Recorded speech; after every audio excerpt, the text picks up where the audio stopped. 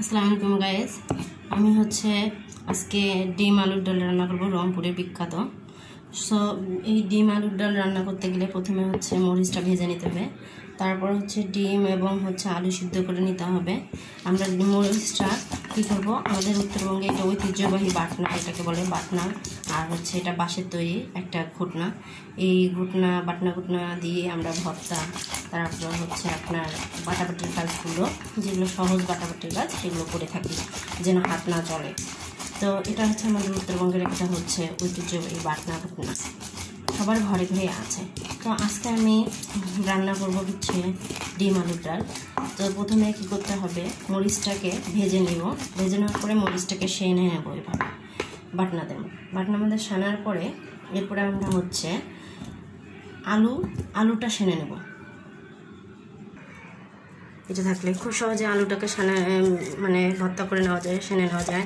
তো এর জন্য আমরা এটি ব্যবহার করি সবসময়। তো আলুটা দেখেন আলুটা হচ্ছে সানা কমপ্লিট হয়ে গেছে। এখন আমি হচ্ছে আলুটাতে হচ্ছে পানি দেব, পানি মিক্সড করে এটাকে আবার মিক্সড করব, একটু মশলা দেবো, সব কিছু দিব।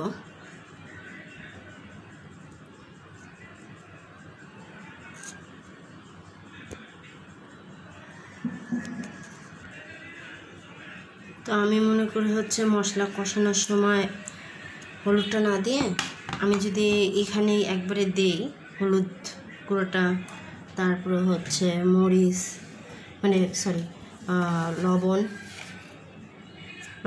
আপনার স্বাদ মতো দিবেন, আমি আমার মতো দিচ্ছি।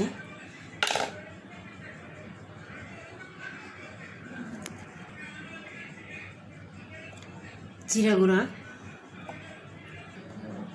সামান্য পরিমাণ আদা রসুন পেস্ট,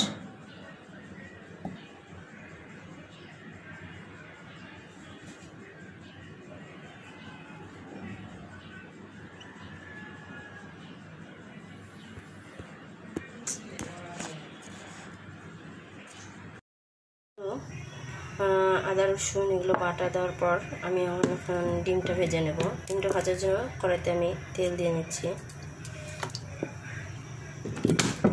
আমি মনে করি যে হচ্ছে ডিমটার সঙ্গে হলুদটা না মিশিয়ে আপনারা যদি হচ্ছে কড়াইয়ের মধ্যে তেলের মধ্যে হলুদটা দেন, তারপর ডিমটা দেন, সব থেকে বেশি ভালো ভাজানো হয় মনে হয়।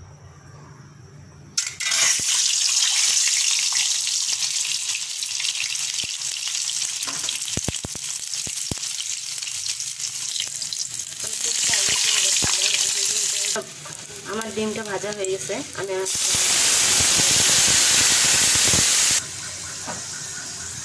মিক্সটা দেওয়ার পরে হচ্ছে আমি এটাকে ভালো করে কষায় নেব।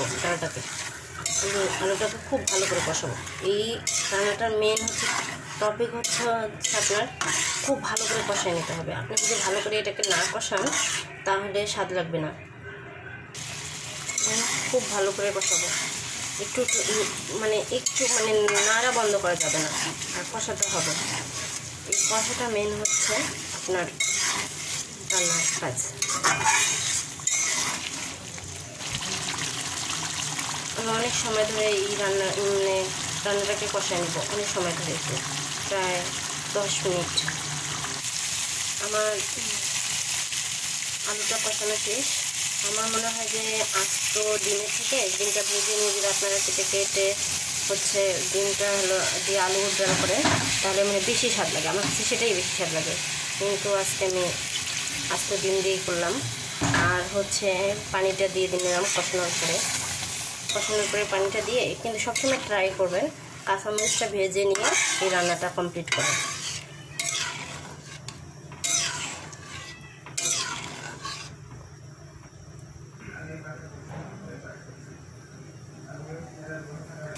দেখুন রান্নাটা করতেছে, আমার মনে হচ্ছে একটু লবণ কম হয়েছে আমার রান্নাটা, এবং ফেনা হচ্ছে, তো আমি হচ্ছে একটু লবণ দেব। আমার রান্নাটা কমপ্লিটের পথে, আমি হচ্ছে আর কিছুক্ষণ জাল করে তারপর এটা পরিবেশন করবো। জালটা বেশি ঘন করবেন না, কারণ ঠান্ডা হলে আলু এমনিতেই ঘন হয়ে যায়, তাই আপনারা বেশি জাল করবেন না আর ঘনও করবেন না। আমি এখন নামিয়ে ফেলবো।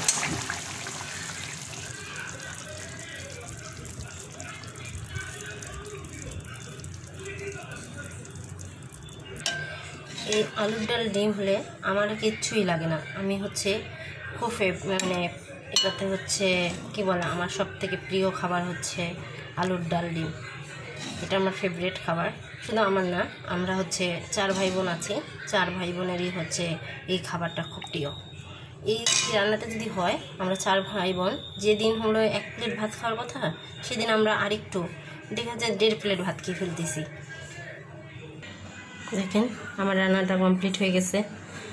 সো আমার ভিডিওটা ধৈর্য সহকারে দেখার জন্য আপনাদেরকে অনেক ধন্যবাদ।